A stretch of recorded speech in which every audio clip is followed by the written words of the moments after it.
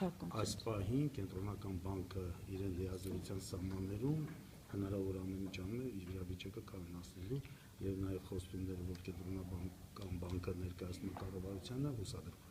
Հաջորդ տարվա բյուջեի հետ կապված ինչ է նշանակում կկայունանա, կմնա այսպես կայուն ծանր, կիչնի նորի, ինչ է նշանակում կլինի կայուն։ Պետք է կենտրոնական բանկի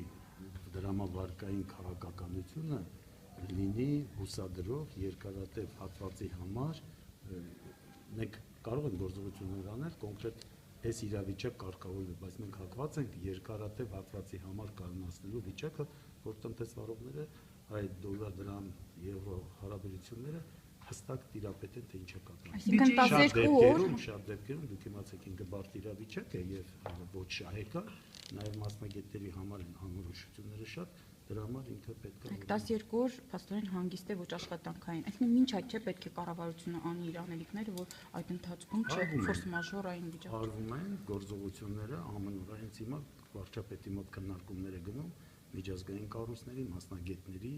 մենք ուղղակի այդ հանդիպումից հիմա ազգային ժողովում ենք գտնվում, բոլոր քայլերը կարվեն, որպեսզի վիճակը կարգավորվի։ Հաջորդ տարվա բյուջեի հետ կապված ինչ ռիսկեր կան, պարոն Խաչատրյան։ Ներկրողներն ունեն ռիսկ, արտահանողներն ունեն ռիսկ, Ռուսաստանում տեղի ունեցող դեպքերը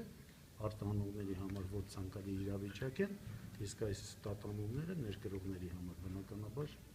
միայն մեր մոտ չի, դուք պետք է ուրեմն ուշադրությամբ հետևեք, տեսնեք, որ հիմնական գործառույթները, որ մեր մոտ այսպես արեք, կարծում եմ, որ հիմնական կոմպոնենտը դա Ռուսաստանում տեղի ունեցող իրավիճակն է։ Որպես ֆինանսների նախարար, դուք ոնցդրին դիտարկումներ արած կլինեք, փոխարժեքի տատանումը համահունչ է այսօրվա մեծ գնաճին ձեր կարծիքով։ Հիմա դա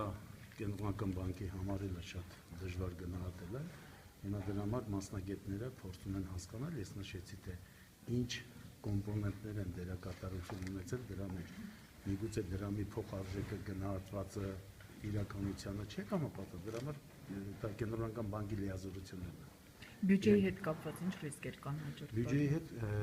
տնտեսական աճի հետ կապված ռիսկեր կան։ Հիմա մի մասով դրամի տատանումը բյուջետային եկամուտների որոշակի աճի տեմպեր կապահովի սահմանին, իսկ ներքին դաշտով քանի որ ուրեմն